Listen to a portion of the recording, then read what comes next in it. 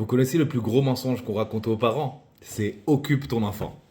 Comme si l'enfant c'était un téléphone et il fallait pas qu'il se décharge en dessous de 80%. C'est incroyable. Le problème aujourd'hui, c'est que les enfants n'ont plus le droit aux moments de vide, les moments où ils s'ennuient. Vous connaissez ces moments où tu regardes le ciel et tu te dis ouah, ce nuage il ressemble à un chameau? Ça n'existe plus. Malheureusement, c'est de l'histoire ancienne. Je vois des enfants, leur planning, ça ressemble à un planning d'un ministre. De 9h à 17h, vous avez l'école. Ensuite, vous avez les devoirs à la maison. Et après les devoirs, il y a toutes les activités extrascolaires qu'on connaît. Foot, robotique, théâtre, cours de soutien, et j'en passe. En fait, c'est comme si on essayait de remplir chaque minute du planning de l'enfant. À la place, on fait quoi? On remplit les journées d'activités. Après, on se pose la question, pourquoi mon fils est excité?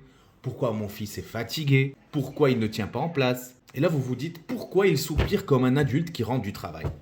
Parce qu'il vit tout simplement comme un adulte qui rentre du travail. Les parents oublient un détail essentiel. Le cerveau d'un enfant a besoin de ne rien faire. C'est scientifiquement prouvé. On appelle ça le mode par défaut. Moi, j'appelle ça regarder par la fenêtre et se poser la question pourquoi les arbres ressemblent à des brocolis. Plus sérieusement, quand l'enfant s'ennuie, le cerveau développe certaines connexions. Il trie les émotions, il ancre les souvenirs dans la mémoire, il stimule la créativité, il construit sa personnalité, il organise et il met de l'ordre dans les pensées. Et si tu lui enlèves tout ça, c'est comme demander à un ordinateur de fonctionner, mais sans le bouton actualiser. Au début ça marche, ensuite ça commence à bugger, au final ça tombe en panne. Alors oui, les activités, je dis pas que c'est mauvais, c'est génial. Les activités parascolaires, il faut en faire justement. Mais il faut pas en abuser. Il faut laisser un petit peu de vide dans la vie de l'enfant. Arrêtez de leur mettre de la pression. Un enfant qui vit, c'est un enfant qui grandit. Un enfant qu'on écoute, c'est un adulte épanoui.